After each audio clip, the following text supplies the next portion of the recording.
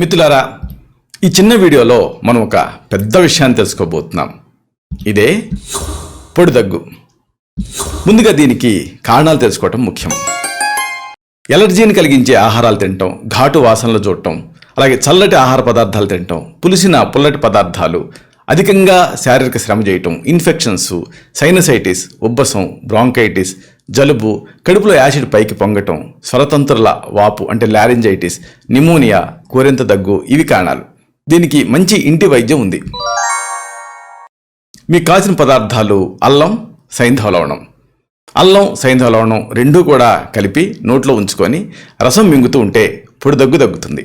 ఇలాంటి మరిన్ని ఉపయోగకరమైన వీడియోల కోసం ఈ ఛానల్ని సబ్స్క్రైబ్ చేసుకోండి.